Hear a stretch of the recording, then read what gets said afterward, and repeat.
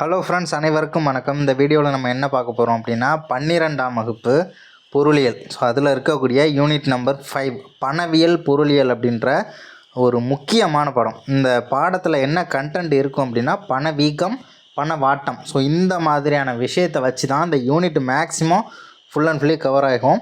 So நம்ம பார்க்கலாம். பணவீக்கம் என்பது சட்டப்பூர்வமற்ற வரி விதிப்பு அப்படின்னு சொல்லிட்டு சொன்னது யார் அப்படின்னா மில்டன் பிரைட்மேன் அப்படிங்கிறவர். ஓகேவா, மில்டன் பிரைட்மேன் ரொம்ப முக்கியமான ஒரு பொருளாதார அறிஞர். அவர் என்ன சொல்கிறாருன்னா பணவீக்கம் அப்படிங்கிறது சட்டப்பூர்வமற்ற வரி விதிப்பு அப்படின்றத சொல்லியிருக்காரு. ஸோ அதே மாதிரி பணம் அப்படின்ற சொல்லின் பொருள் அப்படின்னு பார்க்கும்போது பண்டங்கள் பணிகளை வாங்குவதற்கும், பண்டங்களையும் சரி பணிகளையும் சரி தான், வாங்குவதற்கும் கடன்களை திரும்ப செலுத்துவதற்கும் பொதுவாக ஏற்றுக்கொள்ளப்படும் ஒரு இடையீட்டு கருவி அப்படின்றது தான் பணம். ஓகேவா, அதுவும் இல்லாமல் பணம் அப்படின்னா எதுக்கெல்லாம் யூஸ் ஆகுது அப்படின்றது நமக்கு தெரியும். ஓகேவா, செக்குன்னா என்னென்னு தெரியும், அதே மாதிரி ஆன்லைன் பேமெண்ட்டு அந்த மாதிரியான விஷயம், இதுமாரி நெட் பேங்கிங்கு, அதுமாதிரி ஜிபே, ஃபோன்பே, பேடிஎம். ஸோ இந்த மாதிரி எல்லா முறையும் நமக்கு வந்து தெரியும். ஓகேவா, வேறு என்னென்ன கொடுத்துருப்பாங்க அப்படின்னா பணம் தொடர்பான இலக்கணங்கள் ரொம்ப முக்கியம். அதில் வந்து ஃபஸ்ட்டு டைலாக் வந்து ரொம்பவே முக்கியமான ஒரு டைலாக். பணம் எதை செய்கிறதோ அதுவே பணம். மணி இஸ் வாட் மணி டஸ். ஓகேவா, எதை செய்கிறதோ அதுவே பணம் அப்படின்னு சொல்லிட்டு வாக்கர் அப்படிங்கிறவர் சொல்லியிருக்கார். வாக்கர் என்ன சொல்கிறாருன்னா பணம்னா என்ன, எதை செய்கிறதோ, பணம் எதையெல்லாம் செய்தோ அதுதான் பணம் அப்படின்னு சொல்லிட்டு வாக்கர் சொல்கிறாரு. அதேமாதிரி பரிவர்த்தனைகளில் பொது ஏற்புத்தன்மை கொண்ட ஒரு இடையீட்டு கருவியாகவும் மதிப்பளவை, மதிப்பினை, இருப்பு வைத்தல் ஆகியவற்றினை செய்யும் ஒன்றாகவும் இருப்பது பணமாகும். ஒரு பரிமாற்ற சாதனமாக பொதுவாக ஏற்றுக்கொள்ளப்படும் எதுவும் பணமாக இருக்கலாம். அதே நேரத்தில் அது மதிப்பின் அளவையாகவும் மதிப்பின் நிலைக்கலனாகவும் இருக்கிறது அப்படின்னு சொல்லிட்டு க்ரௌதர் அப்படின்றவர் சொல்லியிருக்காரு. அதே மாதிரி நமக்கு பண்டமாற்று முறை அப்படின்றது எப்படியெல்லாம் இருந்துச்சு, உப்பை கொடுத்து நெல்லை வாங்கிப்பாங்க, அவங்களுக்கு நெல் வந்து தேவையாக இருந்துச்சுன்னா ஸோ இந்த மாதிரி பொருள்களை கொடுத்து வாங்கிக்கிறது, ஆப்பிள் கொடுத்து வாழைப்பழம் வாங்கிக்கிறது, கொய்யாக்கனி கொடுத்து மாதுளம்பழம் வாங்கிக்கிறது. அதாவது இப்போ என்கிட்ட ஒரு பொருள் வந்து அதிகமாக இருக்குது, ஆனால் எனக்கு வந்து பார்த்தோம்னா தேவையானது உங்கள்கிட்ட இருக்கிற ஒரு பொருள். அப்போ என்ன பண்ணலாம், நான் என்கிட்ட இருக்கிறத உங்கள்கிட்ட கொடுப்பேன், உங்கள்கிட்டேருந்து நான் கொஞ்சம் வாங்கிப்பேன். ஸோ அது மாதிரி பண்டமாற்று முறைகள்லாம் இருந்துச்சு. ஸோ இது வந்து பார்த்தோம்னா பண்டமாற்று முறையின் வரலாறு 6000 ஸோ அப்போ வந்து தொடங்குச்சு அப்படின்றதையும் சொல்லியிருக்காங்க. ஓகேவா, மெசபடோமியா பழங்குடியினர் வந்து பண்டமாற்று முறையை பயன்படுத்தியிருக்காங்க. அதே மாதிரி பொனீஷியர்கள், ஓகேவா, கடல் கடந்து பல்வேறு நகரங்களில் இந்த முறையை வந்து பயன்படுத்தியிருக்காங்க. அதே மாதிரி பாபிலோனியர்கள் பண்டங்களை மாற்றும் பண்டமாற்று முறையை பயன்படுத்தியிருக்காங்க அப்படின்னு சொல்லியிருக்காங்க. அதுக்கப்புறம் உலோகத்திட்டம். ஓகேவா, உலோகத்திட்டம் அப்படிங்கிறது அங்கே பணம் அப்படின்னு பார்த்தோம்ல, இங்கே உலோகங்கள்னால் என்ன, தங்கம், வெள்ளி, எல்லாமே உலோகம்தான். உலோக பணத்திட்டம் அப்படின்றது தங்கம், வெள்ளி போன்ற ஏதாவது ஒரு உலோகம் பணத்தின் திட்ட மதிப்பினை நிர்ணயிக்க பயன்படுத்தப்பட்டது அப்படின்றத சொல்லியிருக்காங்க. ஒன்றும் கிடையாது, அந்த உலோகத்துக்கு ஒரு வேல்யூ கொடுத்துருக்காங்க. ஸோ அந்த வேல்யூ யூஸ் பண்ணி என்ன பண்ணியிருக்காங்க, அது ஒரு பணம் மாதிரி யூஸ் பண்ணியிருக்காங்க. ஸோ அதுதான் வந்து உலோக பணம் அப்படின்றத சொல்கிறாங்க. அதுக்கப்புறம் பொன் திட்டம், வெள்ளி திட்டம், இதிலலாம் வந்து எக்ஸாம் பாயிண்ட் ஆஃப் வியூவில் எதுவுமே இல்லை. காகித பணத்திட்டம் அப்படின்னா நமக்கு என்னென்னு தெரியும், நம்ம யூஸ் பண்ணுறோம்ல பணம், ரூபாய் நோட்டு. ஸோ அது என்ன சொல்கிறாங்கன்னா காகித பணத்திட்டமானது நிர்வகிக்கப்படும் காகித பணத்திட்டம் என அழைக்கப்படுகிறது. ஓகேவா, காகித பணத்திட்டங்கிறது நிர்வகிக்கப்படும் காகித பணத்திட்டம். ஏன் அந்த நிர்வகிக்கப்படும் காகித பணத்திட்டம் அப்படின்னா ஸோ அதுக்குன்னு வந்து பார்த்தோம்னா ஒரு வேல்யூ இருக்குது. பண மதிப்பிற்கான அரசோட கட்டளையை தாங்கி வருவதால் காகித பணத்திட்டம் எனவும் கட்டளை பணத்திட்டம் எனவும் அழைக்கப்படுகிறது. அது மேலே ஒரு கட்டளை இருக்குல்ல, ஸோ இதுக்கான வேல்யூ இவ்வளோ தான். அது ஒரு தாளாக இருந்தாலும் ஸோ இதுக்கு வேல்யூ 500 ரூபாய், இது 2000 ரூபாய், இது 50 ரூபாய் அப்படின்னு சொல்லிட்டு அரசின் கட்டளையையும் தாங்கி அந்த காகிதம் இருக்கிறதுனால கட்டளை பணத்திட்டம் அப்படின்றதையும் சொல்லியிருக்காங்க. ஓகேவா, யாருடைய கட்டளை, ரிசர்வ் பேங்க் ஆஃப் இந்தியாவினுடைய கட்டளை. அதேமாதிரி நெகிழி பணம், இது தெரியும் நமக்கு, credit card, debit card. So இதெல்லாம் வந்து நெகிழி பணம் அப்படின்றது நமக்கு தெரியும். ஃபோரெக்ஸ் கார்டு, இந்த அந்நிய செலாவணி அட்டைன்னு சொல்லுவாங்க. அதுமாதிரி வணிக நிறுவன அட்டை, ஸ்டோர் கார்டு, அதே மாதிரி இந்த சூட்டிகை அட்டை, ஸ்மார்ட் கார்டு. ஸோ இந்த மாதிரி நிறைய கார்ட்ஸ்லாம் இருக்குது அப்படின்றது நமக்கு தெரியும். மெய்நிகர் பணம், ஸோ அதுலேயும் எதுவும் பாயிண்ட்டு கிடையாது. அடுத்தது இனிமேல் வரக்கூடியதான் பாயிண்ட்டாக இருக்கும். பணத்தின் பணிகள், பணத்துக்கு என்னென்னலாம் பணிகள் அப்படின்றதெல்லாம் கொடுத்துருப்பாங்க. எல்லாமே கதை தான். ஓகேவா, நமக்கு என்ன இந்த இடத்துல இருந்து தான் நமக்கு கொஸ்டின் அப்படிங்கிறது ஸ்டார்ட் ஆகும். பண அளிப்பு அப்படின்னு பார்க்கும்போது ஒரு பொருளாதாரத்தில் உள்ள மொத்த பண அளவு தான் பண அளிப்பு அப்படின்றத சொல்லியிருக்காங்க. ஒன்றும் கிடையாது. இப்போ ரிசர்வ் பேங்க் ஆஃப் இந்தியா வந்து ஒரு 1000 ரூபாய் நோட்டுகள், ஓகேவா, 1000 எண்ணிக்கையிலான ஒரு 500 ரூபாய் நோட்டு வந்து அச்சடிச்சிருக்காங்க அப்படின்னா, ஸோ அதில் வந்து பார்த்தோம்னா ஒரு 900 நோட்டு வந்து மக்களுடைய புழக்கத்தில் விட்டுருக்காங்கன்னா, ஸோ அது பண அளிப்பு அப்படிங்கிறத நம்ம மறந்துடக்கூடாது. பண அளிப்பின் பொருள்: இந்தியாவில் காகித பணங்கள் இந்திய ரிசர்வ் வங்கியினாலும் அதே மாதிரி நாணயங்கள் மத்திய அரசின் நிதித்துறையாலும் வெளியிடப்படுகின்றன. இது ரொம்ப முக்கியமான டேட்டா. வேறு ஒரு இடத்துல வர்றதுனால நான் அந்த இடத்துல ஹைலைட் பண்ணியிருப்பேன். நம்ம என்ன தெரிஞ்சுக்கணும் அப்படின்னா, ரிசர்வ் பேங்க் ஆஃப் இந்தியா அப்படிங்கிறது நாணயங்களெல்லாம் அச்சடிக்க மாட்டாங்க, ஓகேவா. அதே மாதிரி ₹1 பணம் இருக்குல்ல, ₹1 பணம் ப்ளஸ் நாணயங்கள், இதை வந்து யார் தயாரிக்கிறது அப்படின்னு பார்க்கும்போது அதை அச்சிட்டு வெளியிடுறது வந்து நிதித்துறை, ஓகேவா. நிதித்துறை தான் அதை பண்ணிகிட்டு இருக்காங்க. அதுவே பாக்கி உள்ள ரூபாய் நோட்டுகள் எல்லாமே ரிசர்வ் பேங்க் ஆஃப் இந்தியா தான் அச்சடித்து வெளியிடுறாங்க. அடுத்தது என்னென்னா, இந்திய ரிசர்வ் வங்கி பண அளிப்பில் M1, M2, M3 அப்படின்னு சொல்லிட்டு 4 வகையிலான அளவீடுகள் வந்து செய்கிறதா சொல்கிறாங்க, ஓகேவா.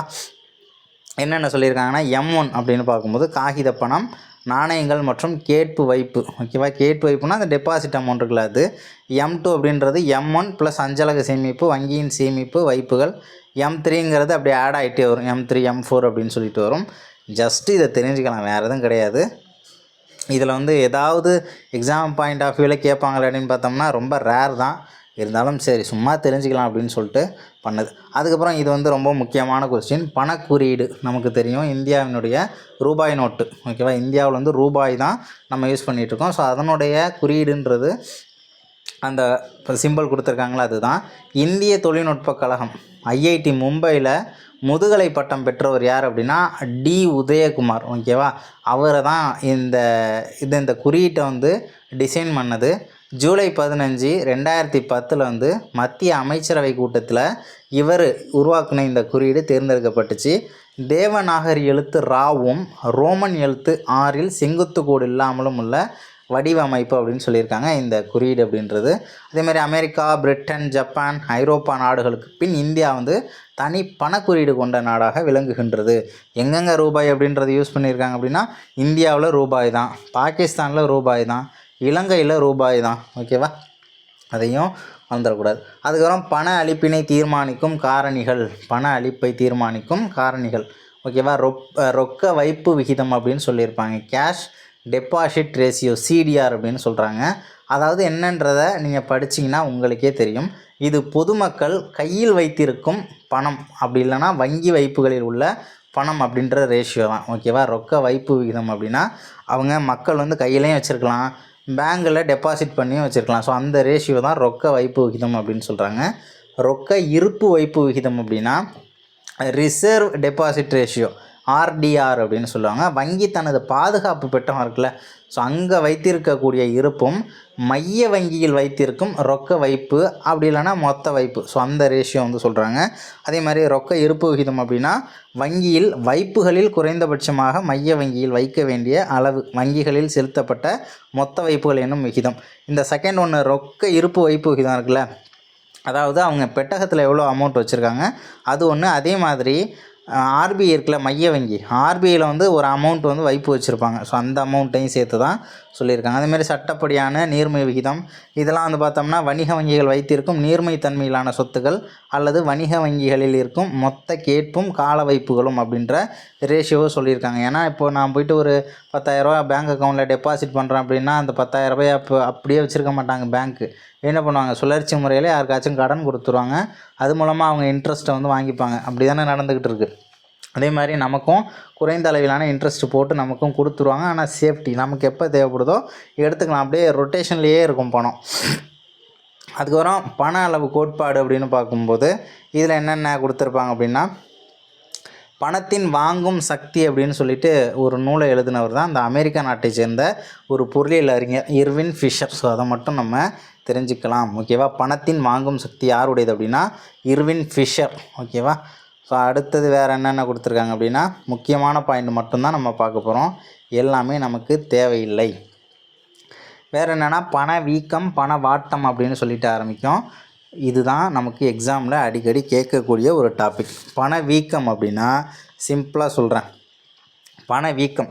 இப்போது நான் இருக்கேன், ஓகேவா? இப்போ தான் கதையே நான் சொல்ல போகிறேன். இப்போ நான் இருக்கேன், என்கிட்ட வந்து நிறைய காசு இருக்குது, ஓகேவா? எவ்வளோ காசு இருக்குது, அதாவது இன்றைய மதிப்பில் ரூபாய் இப்போ யூஸ் பண்ணிகிட்ருக்கோம்ல, இன்றைய மதிப்பில் என்கிட்ட 3 லட்ச ரூபா காசு இருக்குது. நிறைய காசு வச்சுருக்கேன், 3 லட்ச ரூபா வச்சுருக்கேன். ஆனால் நான் கடைக்கு போய் ஜாமான் வாங்கலாம் அப்படின்னு சொல்லிட்டு போகிறேன், ஓகேவா? ட்ரெஸ் எடுக்கலான்னு போகிறேன், மளிகை கடைக்கு போகிறேன், ஓகேவா? பில்லை எடுத்து பார்க்குறேன், 200 விற்ற சட்டை எவ்வளோக்கு விற்கிதுன்னா 3200 விற்றுக்கிட்டு இருக்கு, ஓகேவா? 10 ரூபாய்க்கு விற்ற மிளகாத்தூள் பாக்கெட் எவ்வளோக்கு விற்கிதுன்னா 170 விற்றுக்கிட்டு இருக்கு, ஓகேவா? பணவீக்கம். என்கிட்ட நிறைய காசு இருக்குது, ஓகேவா? ஆனாலும் பணத்தோட மதிப்பு எப்படி இருக்குது பாருங்களேன், குறைஞ்சி போயிட்டு, ஓகேவா? இப்போ நான் வந்து 3 லட்ச ரூபா வச்சுருந்தாலும் 10 ரூபா பொருள் 5 ரூபாய்க்கு வாங்கினேன் அப்படின்னா ஓகே, பணத்துக்கு வேல்யூ ஜாஸ்திப்பா அப்படின்னு சொல்லலாம், ஓகேவா? ஆனால் நான் போய் 3 லட்ச ரூபா வச்சுருந்தாலும் ஒரு மிளகாத்தூள் பாக்கெட்டாக இருந்தாலும் சரி, ஒரு ட்ரெஸ் எடுத்தாலும் சரி, குறைஞ்சது 5000 6000 சொல்லி ஜாஸ்தி ஆகிடுது. எல்லா விலையும் வந்து பார்த்தோம்னா ரொம்ப அதிகமாகிடுது, ஓகேவா? என்கிட்ட நிறைய பணம் இருந்தாலும் அதோடய வேல்யூ வந்து குறைஞ்சி போயிடுச்சுல. ஏன்னா ஒரு மிளகாத்தூள் பாக்கெட்டு 70 விற்றுக்கிட்டு இருக்கு, 80 விற்றுக்கிட்டு இருக்குது. ட்ரெஸ் எடுக்க போகலான்னு பார்த்தேன், 150 விற்றுச்சு. இப்போ என்னடான்னு கேட்டால் 4200 சொல்கிறாங்க, ஓகேவா? அந்த இடத்துல என்னன்றது நம்ம தெரிஞ்சுக்கணும். பணம் நிறைய வச்சுருந்தாலும் அதோட மதிப்பு ஒன்றும் இல்லை, ஓகேவா? ஆப்பிள் 1 கிலோ 100 வாங்குகிறோன்னு வச்சுக்கோங்களேன், எவ்வளோ சொல்கிறான்? 800 1 கிலோன்னு சொல்கிறாங்க. தக்காளி விளையிறதில்ல. ஸோ அந்த மாதிரி நம்ம எக்ஸாம்பிளில் கூட வச்சுக்கலாம். எவ்வளோ 1 கிலோ ஆப்பிள் அப்படின்னு கேட்கும்போது 800 கொடுங்க அப்படின்னு சொல்லிட்டு கேட்குறாங்க. அந்த இடத்துல மணியோட வேல்யூன்றது குறைஞ்சி போயிடுது, ஓகேவா? ஸோ இது வந்து பணவீக்கம் அப்படின்னு சொல்கிறாங்க. பண வாட்டம்னு வச்சுக்கோங்களேன். என்கிட்ட இருக்கிறது வந்து ஒரு 50000 காசு வச்சுருக்கேன். நான் எவ்வளோ காசு வச்சுருக்கேன் அப்படின்னா 50000 காசு வச்சுருக்கேன். 10 ரூபாய்க்கு விற்ற மிளகாத்தூள் பாக்கெட்டு எவ்வளோ வந்துடுது அப்படின்னா 6 விற்றுக்கிட்டு இருக்கு, ஓகேவா? 10 ரூபாய்க்கு விற்ற பாக்கெட்டு 6 விற்றுக்கிட்டு இருக்கு, ஓகேவா? பணம் என்கிட்ட கம்மியாக தான் இருக்குது, பணம் என்கிட்ட கம்மியாக தான் இருக்குது. ஆனால் என்ன, பணத்தோட மதிப்பு ரொம்ப அதிகமாக இருக்குது, ஓகேவா? ஸோ இதுதான் பணவாட்டம் அப்படின்னு சொல்லுவாங்க. இதில் என்னென்னலாம் இருக்குது அப்படின்றத பார்ப்போம். இலக்கணங்கள் அப்படின்னு பார்க்கும்போது குறைந்த அளவு பண்டங்களை அதிக அளவு பணம் துரத்தும் நிலை, ஓகேவா? கோல்பர்ன் அப்படின்னு சொல்கிறாங்க. கோல்பர்ன் அப்படின்றவர் என்ன சொல்கிறாருன்னா, குறைந்த அளவு பண்டங்களை அதிக அளவு பணம் துரத்தும் நிலை அப்படின்றத பணவீக்கம் அப்படின்னு சொல்லியிருக்கார், ஓகேவா? பண்டங்கள் கம்மியாக தான் இருக்குது, ஆனால் நிறைய பணம் துரத்துது, ஓகேவா? எப்படி ஞாபகம் வச்சுக்கலாம்? துரத்தும். நம்ம துரத்தி தானே கோல் போடுவோம். நம்ம என்ன பண்ணுவோம்? துரத்தி தானே கோல் போடுவோம். ஸோ அதை வச்சு ஞாபகம் வச்சுக்கலாம். அடுத்தது என்னென்னா, வாங்கும் சக்திக்கான அளவின் அசாதாரண குறைவு நிலை. வாங்கும் சக்திக்கான அளவோட அசாதாரணமான ஒரு குறைவு நிலை அப்படின்றத கிரிகெரி அப்படிங்கிறவர் சொல்லியிருக்கார், ஓகேவா? சொன்னது யார் அப்படின்னா கிரிகெரி அப்படின்றவர் வாங்கும் சக்திக்கான அளவின் அசாதாரண ஒரு குறைவு நிலை அப்படின்றத சொல்லியிருக்காரு. பணவீக்கத்தின் வகைகள் வந்து நிறைய இருக்குது. என்னென்னலாம் இருக்குது அப்படின்னு பார்க்கும்போது தவழும் பணவீக்கம் அப்படின்னு சொல்கிறாங்க. இந்த டாப்பிக்கில் இந்த சப் டாப்பிக்காக வருதுல்ல, தவழும் பணவீக்கம், நடக்கும், ஓடும், தாவும் அப்படின்லாம் சொல்லுவாங்க. இதெல்லாம் நம்மளையே உதாரணமாக எடுத்துக்கொள்ளலாம். இப்போ தவழும் பணவீக்கம்னு வச்சுக்கோங்களேன். தவழும் பணவீக்கம் மிக குறைவான எளிமையான வீதத்தில் பணவீக்க விகிதம் இருப்பதாகும். தவழும் பணவீக்கம்னா இந்த டைமில் இன்றைக்கி பணவீக்கம் இருந்தாலும் பணவீக்கம் இருக்குங்கிறது எனக்கு தெரியாது, ஓகேவா? என்னால் அது கெஸ் பண்ணவே முடியல. ஏன்னா 50 விற்ற 1 கிலோ தக்காளி 50 விற்றுக்கிட்டு இருக்குது, ஒரு 53 விற்றுக்கிட்டு இருக்காது, எனக்கு பெருசாக தெரியாது, ஓகேவா?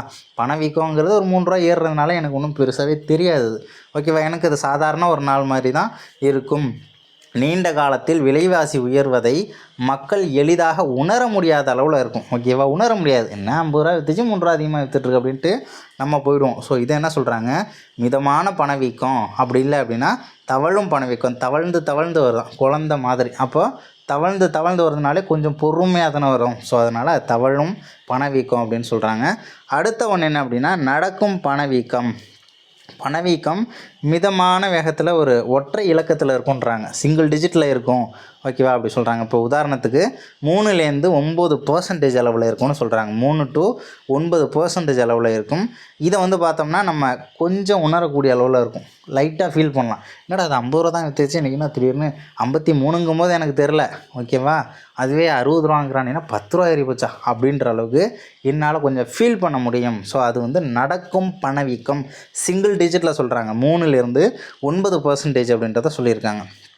ஓடும் பணவீக்கம்னா டபுள் டிஜிட்டில் வரும். ஆண்டு பணவீக்க விகிதம் 10%லேருந்து 20%க்குள்ளே இருந்துச்சு அப்படின்னா ஓடும் பணவீக்கம் அப்படின்னு சொல்கிறாங்க. ஓகேவா? வேகமான விலைவாசி அதிகரிப்பை ஓட்டத்துடன் ஊமைப்படுத்தி சொல்கிறதுனால ஓடும் பணவீக்கம்.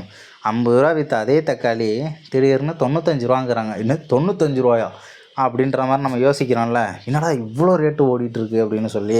ஸோ அது வந்து டபுள் டிஜிட்டில் போகுது. ஓகேவா? 10 to 20% இருக்குன்னு சொல்கிறாங்க. ஸோ இது வந்து ஓடும் பணவீக்கம் அப்படின்றது. ஓகேவா? இன்றைக்கி போனால் 50 ரூபாய்க்கு வாங்கினோம், அடுத்த வாரம் பார்த்தோம்னா 95 ரூபா, 120 ரூபா அப்படி சொன்னாங்கன்னா எப்படி இருக்கும்? ஸோ அதுதான் ஓடும் பணவீக்கம். ஓகேவா? அடுத்தது என்னென்னா தாவும் பணவீக்கம். தாவும் பணவீக்கம் அப்படின்றது, தாவும் பணவீக்கம்னா அது பயங்கரம், ஓட்டத்தை விட பயங்கரமாக இருக்கும். ஓகேவா? சமாளிக்கவே முடியாதுன்னு சொல்கிறாங்க. சமாளிக்க முடியாத அளவிற்கு 2 அல்லது 3 இலக்க விழுக்காட்டில் பணவீக்கம் அப்படின்றத சொல்லியிருக்காங்க. மிக அதிகமான உயர் பணவீக்கம் இருக்கும்போது ஒட்டுமொத்த பணவீக்க விகிதம் ஆண்டுக்கு 20லேருந்து 100% வரைக்கும் இருக்குன்னு சொல்கிறாங்க. அதே 50 ரூபாய்க்கு விற்ற தக்காளி எவ்வளோக்கு விற்கிது? 400 ரூபான்னு சொல்லி விற்றுக்கிட்டு இருக்குது. அதே 50 ரூபாய்க்கு விற்ற தக்காளி 400 ரூபா, 500 ரூபான்னு சொல்லி விற்றுக்கிட்டு இருக்குது அப்படின்றத நம்ம கெஸ் பண்ணோம் அப்படின்னா, ஸோ அதுதான் தாவும் பணவீக்கம்.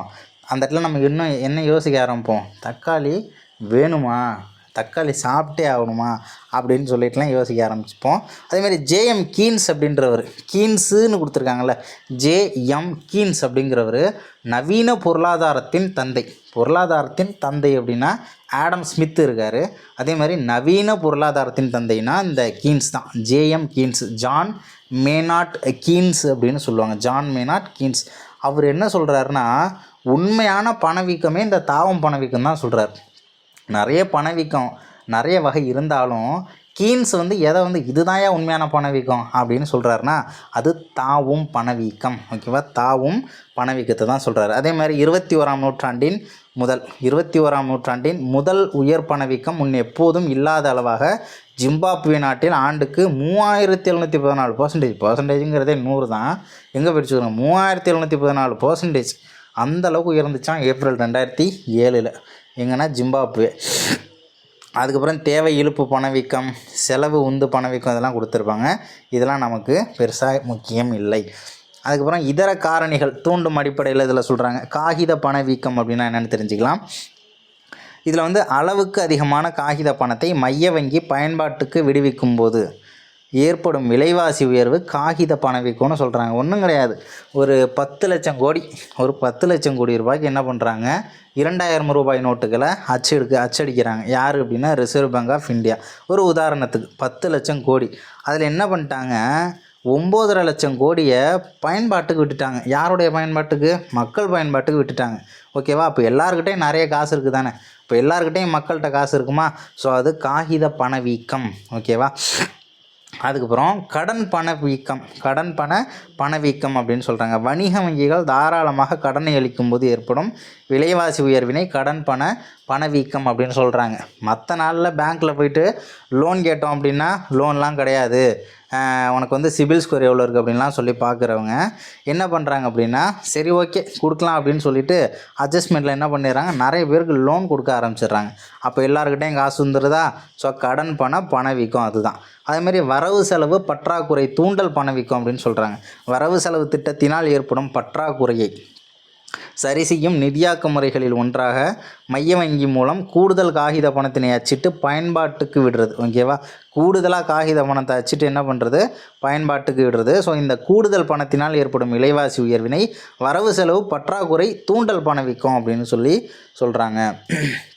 வேறு என்ன இருக்குன்னா லாப தூண்டல் பணவீக்கம். ஓகேவா? இது வந்து அதிக லாபத்தினை பெறும் நோக்கில் பண்டங்களின் விலையில் உயர் லாப விகிதத்தை சேர்ப்பதினால் பண்டங்களின் விலை அதிகரிக்கிறது. இதுவே லாப தூண்டல் பணவீக்கம் அப்படின்றத சொல்லியிருக்காங்க. அதுமாதிரி பற்றாக்குறை தூண்டல். ஸோ இதெல்லாம் எக்ஸாமுக்கு கேட்க மாட்டாங்க, ஜஸ்ட்டு தெரிஞ்சுக்கிட்டு போகலாம், கதை நல்லாயிருக்கும். அடுத்து என்னென்னா பணவீக்கத்திற்கான காரணங்கள். ஆனால் பணவீக்கம் அப்படின்னா என்னன்றது தெரிஞ்சுக்கணும் பேசிக்காக. அதுமாதிரி ஓடும் பணவீக்கம், தாவும் பணவீக்கம், நடக்கும் பணவீக்கமும் ரொம்ப முக்கியமானது. பணவீக்கத்துக்கான காரணம் பண அளிப்பு உயர்றது. ஆர்பிஐ வந்து என்ன பண்ணணும்? 5000 கோடிக்கு ரூபாய் நோட்டுகள் அச்சடிக்கிறாங்கன்னா அதில் ஒரு 2000 கோடியை மக்கள் பயன்பாட்டுக்கு விடுங்க, 3000 கோடியை பொறுமையாக தேவை இருந்துச்சுன்னா வெளியில் விடலாம். திடீர்னு மொத்தத்தையும் அப்படியே வெளியில் விட்டாங்கன்னா பண அளிப்பு ரொம்ப அதிகமாக இருக்கிறதுனால பணவீக்கம் ஏற்படும். செலவிட தகுந்த வருமான உயர்வு. ஓகேவா? ஸோ அவங்களுடைய வருமானம் அதிகரிக்கும் போது என்ன பண்ணுறாங்க, பண்டங்கள் மற்றும் பணிகளுக்கான தேவை அதிகமாகும். எப்படி சொல்லலாம், இப்போ நான் வந்து ஆரம்பத்தில் 10,000 சம்பாதிச்சுக்கிட்டு இருந்தேன். என்ன பண்ணுவேன் அப்படின்னா, ஒரு அறநூறுரூவா 700 மதிப்புள்ள ஒரு சட்டை எடுத்து போட்டோம். இப்போ நம்ம வந்து 30,000 சம்பாரிச்சுக்கிட்டு இருக்கோம். என்ன பண்ணுவோம், அப்படியே டபுள் ஆகும். 600 வாங்கினது 1800 ட்ரெஸ் எடுப்போம். அப்போ என்ன பண்ணுறோம், நம்மள்கிட்ட வருமானம் வர வர நம்மளுடைய பண்டங்கள் மற்றும் பணிகள் செய்கிற விஷயம் எல்லாத்தையுமே அதிகரிச்சுக்கிறோம்ல. ஸோ அதனால் ஏற்படக்கூடிய அந்த உயர்வும் பணவீக்கத்துக்கு காரணம் அப்படின்றத சொல்லியிருக்காங்க. அதுமாரி உயர்ந்து வரும் பொது செலவுகள், இந்த வளர்ச்சி திட்டங்கள் ஸ்கீம்ஸ்லாம் இருக்கு இல்லையா, வளர்ச்சி திட்டங்கள் சமுதாய நலத்திட்டங்கள் ஆகியவற்றை அமல்படுத்துவதில், அதுக்கப்புறம் அரசின் செயல்பாடுகள் விரிவடைந்து வருவதால் பொது செலவுகளின் அளவு கூடி வருகிறது. ஸோ இதன் காரணமாகவும் பணவீக்கம் ஏற்படுதுன்னு சொல்கிறாங்க. அதுக்கப்புறம் என்னென்னா, நுகர்வோர் செலவு அதிகரித்தல், இந்த தவணை கொள்முதல் முறைகள், அப்புறம் கடன் கொள்முதல் முறைகள் அதெல்லாம் அமல்படுத்துறதுனால ஸோ அதனாலேயும் பணவீக்கம் ஏற்படுது. இதுமாரி மலிவு பணக்கொள்கை, ஸோ இதெல்லாம் வந்து சொல்லியிருக்காங்க. இதெல்லாம் ஏன் ஜஸ்ட் அப்படியே நான் ஸ்கிப் பண்ணிடுறேன் அப்படின்னா, இதெல்லாம் ஒன்றும் இல்லை. ஆனால் இந்த யூனிட்டுன்றது முக்கியமான யூனிட் தான். ஒரு அதிகபட்சம் போனோம்னா ஒரு கொஷின்றது கன்ஃபார்மாக கேட்டுருவாங்க. ஆனால் ரொம்பலாம் அதில் டேட்டா கிடையாது அப்படின்றத நம்ம தெரிஞ்சுக்கணும். ஆனால் இதை வந்து தெரிஞ்சுக்கோங்க, பணவீக்கத்தில் யாருக்கு பணவீக்கம் வந்துச்சுன்னா யாருக்கு அது ப்ளஸ்ஸு யாருக்கு மைனஸ்னு தெரிஞ்சுக்கணும். கடன் பெற்றோர், கடன் வழங்கியோர், கடன் வாங்கினவன், கடன் கொடுத்தவன், இதில் யாருக்கு ஜாலி பணவீக்கம் அப்படின்னா, பணவீக்க காலத்தில் கடன் பெற்றோர் ஆதாயமும் கடன் வழங்கியோர் இழப்பையும் சந்திக்கின்றனர். ஓகேவா? நான் வந்து நார்மலாக இருக்கும்போது, இந்த பணவியல் கொள்கை நார்மலாக போயிட்டுருக்கும்போது நான் போய்ட்டு என்ன பண்ணுறேன், ஒரு 1,00,000 கடன் வாங்குகிறேன். 1,00,000 போய்ட்டு வட்டிக்கு கடன் வாங்குகிறேன். திடீர்னு பார்த்தோம்னா பணவீக்க காலம் வந்துருச்சு, என்கிட்ட ஏகப்பட்ட காசு வந்துருச்சு. ஓகேவா? என்கிட்ட கையில் 1,00,000 இல்லாமல் திடீர்னு பார்த்தோம்னா எனக்கு சாதாரண ஒரு வேலைக்கு போனால் கூட எனக்கு சம்பளம் ஜாஸ்தி. ஓகேவா? ஸோ அந்த மாதிரி என்கிட்ட பணவீக்க காலத்தில் பணம் வந்து அதிகமாகிடுச்சு.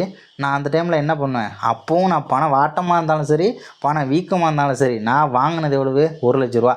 அந்த 1,00,000 கொண்டு ஈஸியாக கொடுத்துட்டு வந்துடுவேன். அப்போ வந்து பணத்துக்கு வேல்யூவே கிடையாது. ஓகேவா? வேல்யூவே கிடையாது. அதனால் இது எனக்கு ப்ளஸ்ஸு, கடன் வாங்கின எனக்கு ப்ளஸ்ஸு. என்னை நம்பி ஒருத்தன் கொடுத்தான்ல, அவன் தலையில் துண்டை போட்டுக்கிட்டு போக வேண்டியது தான். அவங்ககிட்டேருந்து நான் வாங்கும்போது பணத்தோட மதிப்பு எங்கேயோ இருந்துச்சு. ஆனால் நான் திருப்பி கொடுக்கும்போது என்ன பண்ணிட்டேன், நான் ஒரு 10,000 எண்ணி கொடுக்குற மாதிரி 1,00,000 எண்ணி கொடுத்துட்டு வந்துடும், முடிஞ்சு போச்சு. ஓகேவா? ஸோ அதே மாதிரி நிலையான வருமான பிரிவினர், நிலையான வருமானமுடைய பிரிவினர் பணவீக்கத்தினால் பாதிக்கப்படுவாங்க. ஓகேவா? எனக்கு வந்து பார்த்தோம்னா மாதம் 10,000 சம்பளம், மாதம் 10,000 சம்பளம். இது நார்மலாக வாங்கும்போது எனக்கு ஓகே 10,000 வாங்கிட்டுருக்கேன். திடீர்னு பார்த்தோம்னா பணவீக்க காலம் வந்துருச்சு. அப்போது என் சம்பளம் எவ்வளோ தான், 10,000 தான். ஆனால் நான் ஃபஸ்ட்டு வாங்கின 10,000ன்றது என்னால் ஃபேமிலியை ரன் பண்ண முடிஞ்சுது. அந்த பணத்துக்கு கொஞ்சம் மதிப்பு இருந்துச்சு. ஆனால் பணவீக்கம் வந்ததுக்கப்புறம் அதே 10,000 தான் வாங்குகிறேன். ஏதாவது மதிப்பு இருக்கான்னு பார்த்தோம்னா ஒன்றுமே மதிப்பு கிடையாது. அப்போ நிலையான வருமானமாக இருந்துச்சுன்னா அது எனக்கு ரொம்ப பெரிய மைனஸ் ஆகிடும். அதுக்கப்புறம் தொழில் முனைவோர்கள், ஓகேவா, உற்பத்தியாளர்கள், வணிகர்கள் என தொழில் முனைவோர்கள் போன்ற எவ்வகையினராக இருந்தாலும் அவர்களுக்கு பணவீக்கம் அப்படிங்கிறது ஒரு வரம் அப்படின்றத சொல்கிறாங்க. ஓகேவா? ஏனெனில் பணவீக்கம் அவர்களுக்கு ஒரு ஊக்க சக்தியாக விளங்குகிறது. கிடங்கில் இருக்கும் பண்டை இருப்புகளின் வெளியேற்றத்தால் அவர்களுக்கு எதிர்பாராத ஆதாயம் நிறைய கிடைக்கும்னு சொல்கிறாங்க. ஆமாம், 10 ரூபா விற்ற பொருள் திடீர்னு 70 ரூபாய்க்கு விற்றுட்டுருக்கு, இது கடைக்காரனுக்கு ஜாலி தானே, அந்த ஒரு லாஜிக் தான். அப்புறம் முதலீட்டாளர்கள், கடன் பத்திரங்களில் முதலீடு செய்தோர் நிலையான வட்டியை பெறுவதால் அவர்களுக்கு பணவீக்க காலத்தில் மைனஸு இன்வெஸ்ட்மெண்ட் பண்ணவங்களுக்குலாம் பெரிய மைனஸ்ன்னு சொல்கிறாங்க. சரி, இந்த பணவீக்கத்தை எப்படி கட்டுப்படுத்தலாம்? ஓகேவா? பணவீக்கம் வந்துருச்சு, நிறைய பேர் ஜாலியாக இருக்காங்க, நிறைய பேர் கஷ்டப்படுறாங்க, நிறைய பேர்கிட்ட நிறைய காசு இருக்குது ஆனால் வேல்யூன்றது இல்லை. ஓகேவா? இந்த மாதிரி நேரத்தில் இந்த பணவீக்கத்தை கட்டுப்படுத்த போகிறது யார் அப்படின்னா, யார் பண்ணணும், ரிசர்வ் பேங்க் ஆஃப் இந்தியா தான் பண்ணி ஆகணும். ஓகேவா?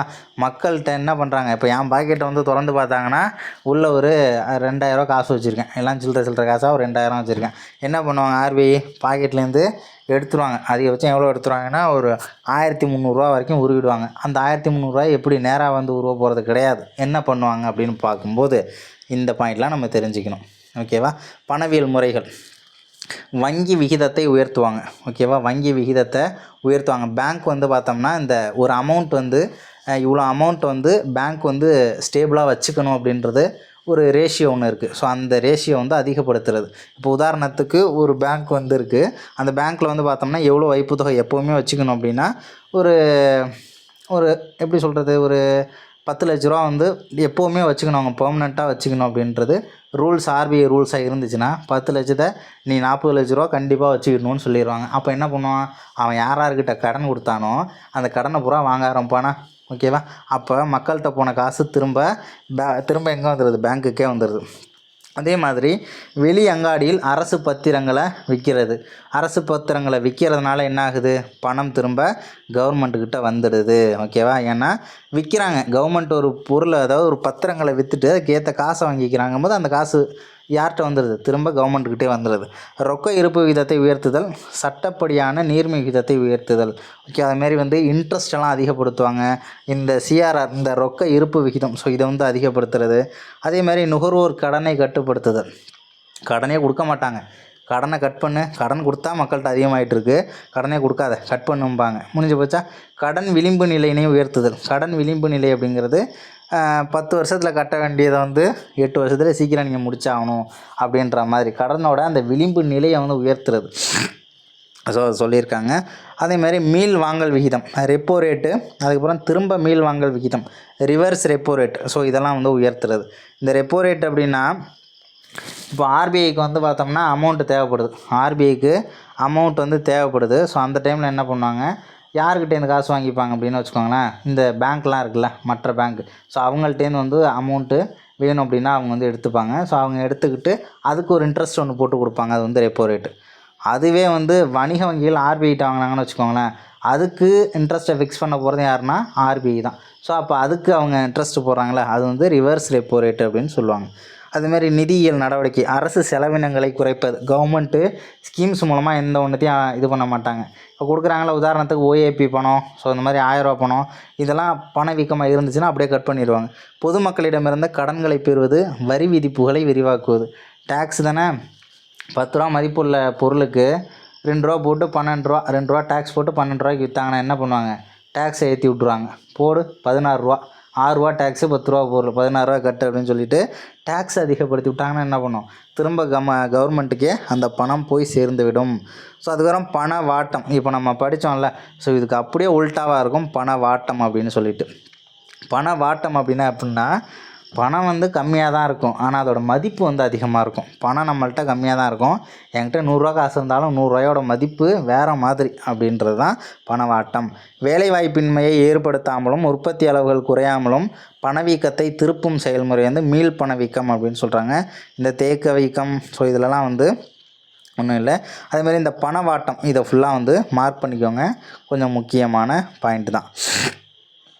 ஸோ அதுக்கப்புறம் இலக்கணம் கொடுத்ததுக்கெல்லாம் யார் அப்படின்னா, உயர்கின்ற விலைகளையும் குறைந்த வேலையற்றோர் விழுக்காட்டையும் கொண்ட நல்ல வணிக காலங்களையும் குறைகின்ற விலைகளையும் மிகுகின்ற வேலையில்லா திண்டாட்ட சதவிகிதத்தையும் கொண்ட கெட்ட வணிக காலங்களையும் உள்ளடக்கியது வணிக சூழல் அப்படின்றத சொல்லியிருக்காரு ஜேஎம் கீன்ஸ், நவீன பொருளாதாரத்தின் தந்தை. ஓகேவா. இதுமாரி மந்தத்தின் கீழ்நிலை அப்படின்னு பார்க்கும்போது அதை தொட்டி அப்படின்னு சொல்கிறாங்க, மந்தத்தின் கீழ்நிலை. ஓகேவா. என்னன்றதெல்லாம் நம்ம ரொம்ப டீப்பாக போக வேண்டாம், நமக்கு எக்ஸாமுக்கு வந்து பார்த்தோம்னா ஜஸ்ட்டு இதை தெரிஞ்சிக்க வேண்டியதான். ஓகேவா. மந்தத்தின் கீழ்நிலை தொட்டி அப்படின்னு சொல்கிறாங்க. ஓகேவா. அது மட்டும் இல்லாமல் இந்த புத்தகத்தில் இருக்கக்கூடிய புக் பேக்கை படிச்சிருங்க. அதே மாதிரி பாக்ஸில் ஒன்றும் பெருசாலாம் இல்லை, இருந்ததையும் படிச்சிருங்க. ஏன்னா அந்த ரூபாய் குறியீடு ப்ளஸ்ஸு அது மட்டும்தான் கொஞ்சம் உருப்படியாக இருக்குது. ஓகேவா. பேலன்ஸ் உள்ளதெல்லாம் அந்தளவுக்குள்ள இருந்தாலும் பாக்ஸில் இருக்கிறதுனால தெரிஞ்சுக்கலாம். இந்த யூனிட்டை பொறுத்தவரை பண வீக்கம்னா என்ன, பண வாட்டம்னா என்ன, யார் என்னென்ன டைலாக் சொன்னது. ஓகேவா. அதே மாதிரி பண வீக்கம் எத்தனை வகைப்படும், தாவும், நடக்கும், டபுள் டிஜிட்டா, சிங்கிள் டிஜிட்டா, ட்ரிபிள் டிஜிட்டா, ஸோ அந்த மாதிரி தெரிஞ்சுக்கோங்க. பண வாட்டத்துக்கும் பண வீக்கம் வந்துச்சுன்னா யாருக்கெல்லாம் ஜாலியாக இருக்கும், யாருக்கு கஷ்டமாக இருக்கும். பண வாட்டம் வந்துச்சுன்னா அது எப்படி இருக்கும் அப்படின்றத கவர் பண்ணக்கூடிய ஒரு யூனிட் தான் இது. ஸோ இதில் வந்து வேறு எதுவும் கிடையாது. ஸோ அவ்வளோதான் இந்த யூனிட் அப்படிங்கிறது. ஸோ அடுத்த யூனிட்டில் நிறைய விஷயங்களோட சந்திக்கலாம். தேங்க்யூ.